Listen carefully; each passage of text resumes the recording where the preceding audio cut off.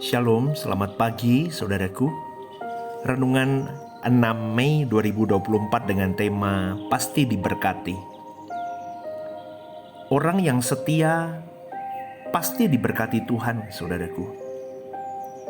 Maka dari itu jangan melawan Tuhan. Kelihatannya ketika kita melawan Tuhan, keadaan kita baik-baik saja. Tetapi suatu hari cepat atau lambat kita harus menuai apa yang kita tabur. Sebaliknya kalau kita tidak melawan Tuhan, walau kelihatannya Tuhan tidak menghargai sikap dan perbuatan baik kita, tapi suatu hari saudaraku, cepat atau lambat kita akan mendapat perlakuan istimewa dari Tuhan. Dengan cara apa seseorang melawan Tuhan? Yaitu ketika dia berbuat sesuka hatinya sendiri dengan sembrono, saudaraku. Dia tidak menjaga perasaan orang, tidak peduli apakah orang itu sakit hati, rugi, kecewa, atau luka. Yang penting dia puas. Nah, itu orang yang melawan Tuhan, saudaraku. Jangan kita berpikir salah tentang Tuhan. Banyak agama memandang Allah, ilah, dewa-dewi mereka seakan-akan membutuhkan sesuatu dari umatnya. Sehingga mereka bersikap demikian kepada dewa-dewi, ilah, dan Allah mereka.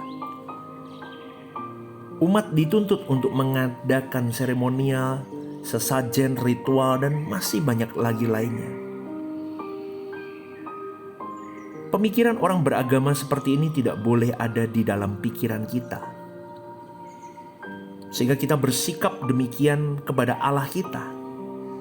Allah kita adalah Allah yang hidup, Allah yang menciptakan langit dan bumi, yang menyebut dirinya sebagai Allah Abraham, Ishak, dan Yakub, yaitu Elohim Yahweh.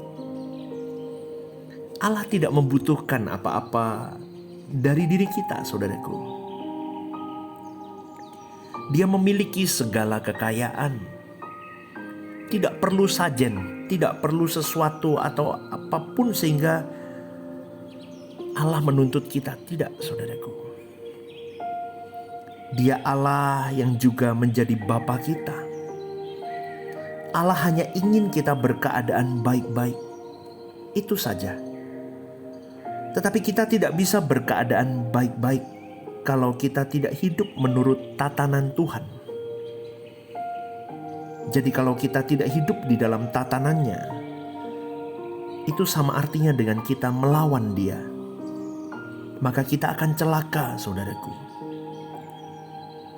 Itu tatanan di dalam diri Allah, yang Allah sendiri tidak bisa sangkali, tidak bisa dibujuk, tidak bisa dipengaruhi.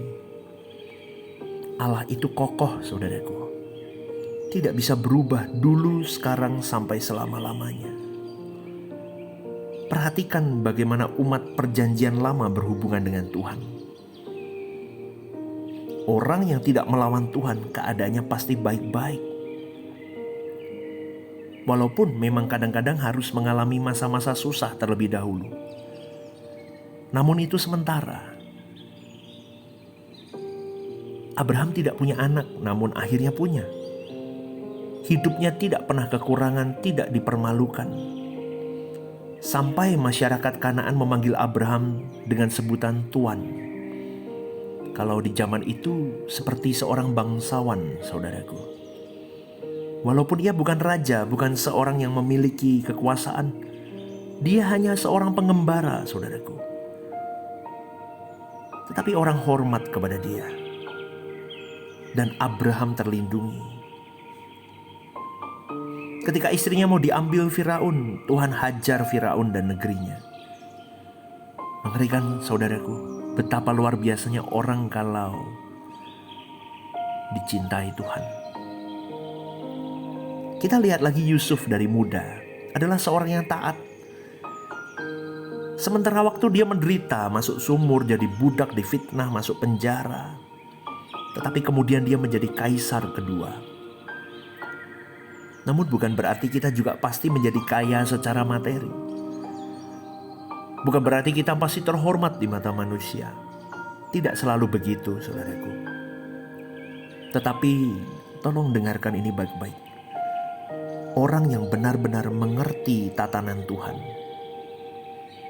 yang benar-benar menghargai Dia, yang benar-benar menghormati Dia, yang benar-benar menjaga perasaannya, hidupnya dilindungi Tuhan dan diberkati Tuhan. Bahkan anak cucunya tidak dipermalukan, saudaraku. Dan nanti ia masuk surga. Itulah sebabnya kunci berkat, kunci perlindungan hanya satu, yaitu kekudusan hidup, saudaraku. Kesucian hidup kita. Tidak akan hidup di dalam kesucian itu tidak akan menahan berkat Tuhan. Allah akan melimpahi apa yang baik untuk kita, saudaraku. Tanpa kita meminta, tanpa kita menuntut. Karena Tuhan sejatinya ingin keadaan kita baik-baik saja. Tuhan tidak menuntut apa-apa dari kita. Allah yang menciptakan langit dan bumi, Dia tidak menuntut apapun atas kita. Ini yang membuat seseorang menjadi kuat dan menghadapi setiap situasi bisa. Kalau ada salah, akui saja dan bereskan dan segera tinggalkan dosa itu. Kita harus berpikir seakan-akan kita ada di hadapan pengadilan Tuhan. Jadi tidak boleh ada dosa, sekecil apapun, sehalus apapun. Tidak boleh ada percintaan dunia, sehalus apapun. Jadi saudaraku, pagi hari ini kita mulai mengerti bahwa berkat kutuk kita, keadaan baik buruk kita, tergantung sikap kita kepada Tuhan. Amin, saudaraku. Perhatikan ini benar-benar dalam hidupmu. Ini urusannya ke atas. Kalau urusan ke atas beres, keadaan kita akan baik-baik. Kalau urusan kita dengan Tuhan tidak beres, jangan harap keadaan kita baik-baik. Karena berarti kita melawan Tuhan. Maka jangan menunda pertobatan.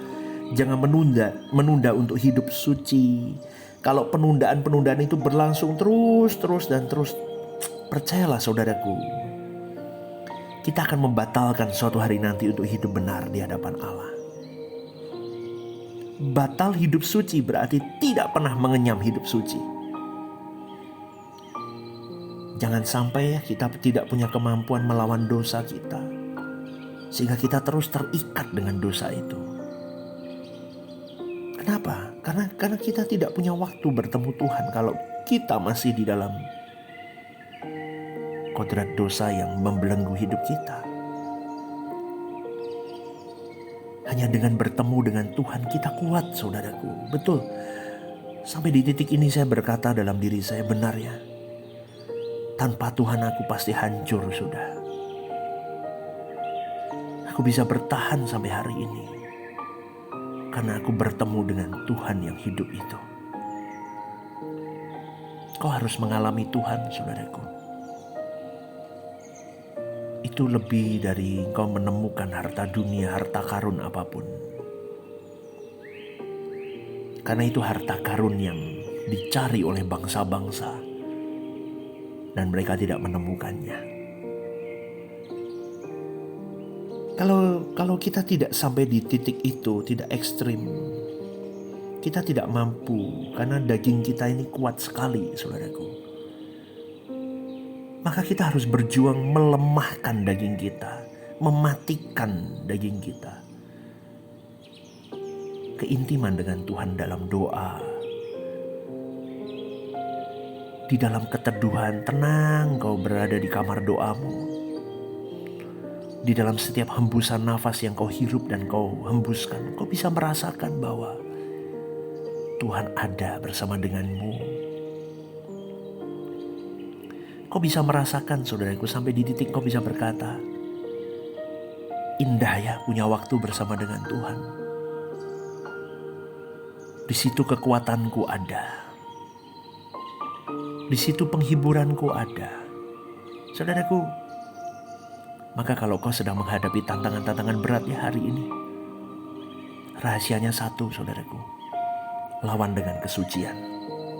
Dan kesucian itu akan membawa dirimu bisa duduk dekat kaki Tuhan dengan damai. Dan ketika kita senekat-nekatnya, kita baru tahu bahwa hidup suci itu bisa, saudaraku. Jangan ragu-ragu ya. Kita mengambil keputusan hari ini untuk hidup suci. Aku mau keadaanku berubah lebih baik di pemandangan Allah. Aku mau seperti Abraham hidup saleh di pemandangan Allah. Aku pun mau hidup saleh. Tuhan senang, saudaraku, dengan hal itu, dan itu tidak tergantikan. Dan kalau sampai Tuhan disenangkan, kita menjadi istimewa di mata Tuhan. Di situ kita baru bisa merasakan damai sejahtera Tuhan. Karena kesucian itu membuat kita dimiliki Tuhan dan memiliki Tuhan. Kita akan merasa lengkap walaupun tidak punya jodoh, tidak punya anak. Kita tidak punya rumah, kita masih kontrak mungkin.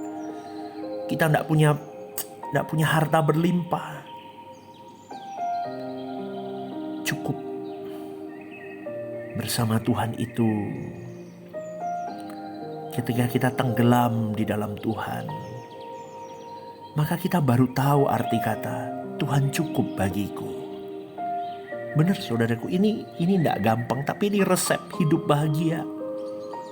Berapa banyak orang memiliki segalanya dalam hidup ini, tapi tidak bahagia hidupnya.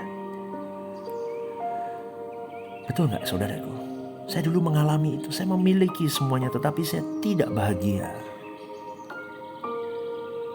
Tetapi ketika saya memiliki Tuhan dalam hidup ini, Tuhan cukup bagiku. Hidup ini benar-benar nikmat, saudaraku. Maka hiduplah dalam kekudusan. Maka engkau akan menemukan bahwa hembusan nafasmu yang keluar dari mulutmu, dari hidungmu itu pun, itu berkat Tuhan yang melimpah. Lalu apalagi yang kau kejar dalam hidup ini selain perkenanannya? Orang yang melayani perasaan bapaknya, masa bapaknya tidak memberikan yang terbaik kepada anak-anaknya yang mengasihinya? Tetapi yang membedakan di sini adalah orang yang sudah mengenal pribadi bapaknya, orang yang sudah berani berkata Tuhan cukup bagiku, adalah orang-orang yang sudah berhenti mengejar dunia, orang-orang yang sudah selesai dengan dirinya. Maka kebutuhan hidupnya hanya Tuhan itu sendiri. Renungkan ini saudaraku. Selamat pagi. Kiranya Tuhan memberkati hidupmu hari ini. God bless you.